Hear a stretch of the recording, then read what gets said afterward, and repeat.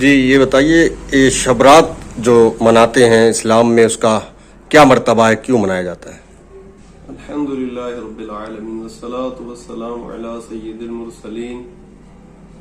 الحمدللہ عز و جل. یہ شب برات جو ہے 14 شعبان المعظم کا دن گزار کر جو رات آتی ہے وہ 15ویں شب ہے. اس کو شب برات کہتے ہیں. شب برات کی بڑی اہمیت ہے.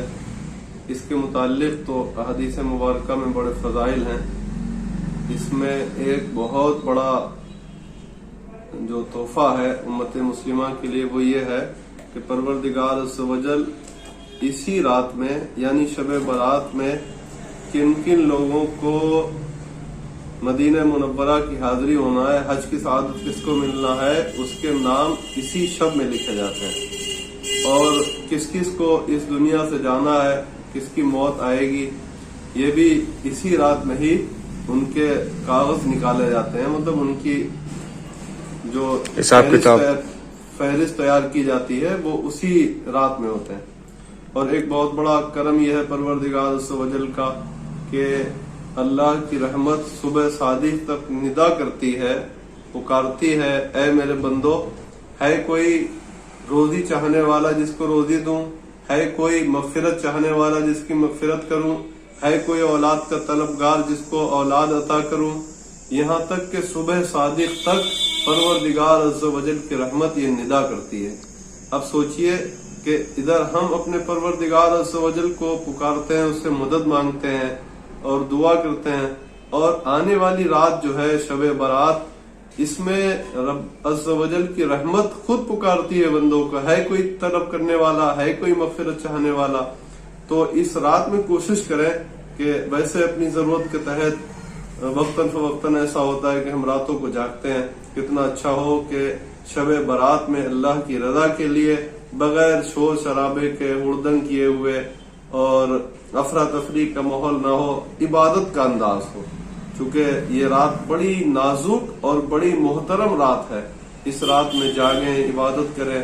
الحمدللہ مدنی مرکز دعوت اسلامی کا جو ہے تو اس میں اللہ کی رحمت سے ہر سال عبادت و ریاضت کا سلسلہ صبح صادق تک رہتا ہے, اور اللہ نے چاہا زندگی نے وفا کیا تو پھر آنے والی شب برات میں اللہ نے چاہا تو 1 سے 1:30 بجے کے بیچ میں انشاءاللہ شب برات صلاۃ التسبیح انشاءاللہ ادا کی جائے گی.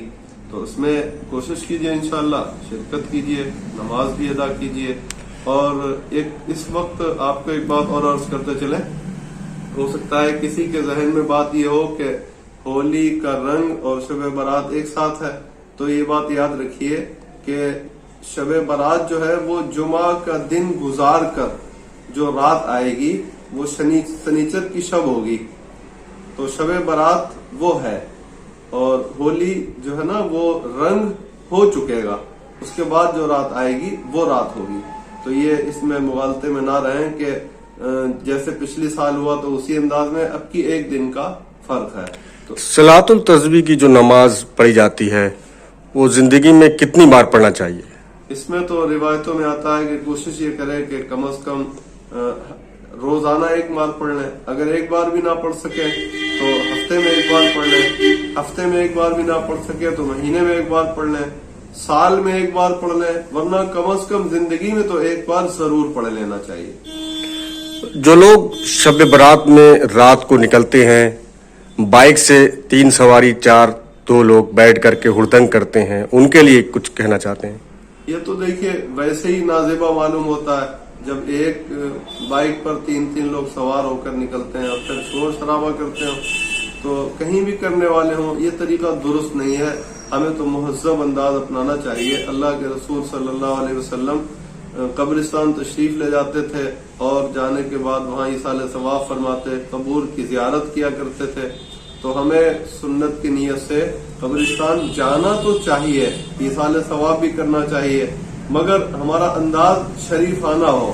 وہ انداز نہ ہو جس سے ہمیں خود جو چیز پسند نہیں ہے تو وہ اور کسی کو کیا اچھی لگے گی. عبادت میں شرارت نہیں ہونا چاہیے. عبادت تو عبادت ہے, اللہ کو راضی کرنے والا کام ہے, تو عبادت کریں, شرارت نہ کریں. اچھا, شب برات میں جو روزے رکھے جاتے ہیں तो कितने दिन रोजे रखना चाहिए? रोजा इसकी बड़ी फजीलत है। जो 15 शाबानुल मुअज्जम का रोजा है, और अगर मुमकिन हो तो एक दिन पहले से रख लें और एक दिन बाद में रख लें, चाहे एक दिन पहले का उसमें शामिल कर लें और चाहे एक दिन बाद, 2 रोजे रख लें। और बाकी तो फिर पूरा अल्लाह के रसूल सल्लल्लाहु अलैहि वसल्लम तो रजब, शाबान, रमजान तीनों महीने रोजों की कसरत किया करते थे। हालांकि रमजान के रोजे रखना फर्ज है और शाबान और रजब में रोजे रखना ये हमारे आका अलैहि सलाम का मुबारक तरीका है।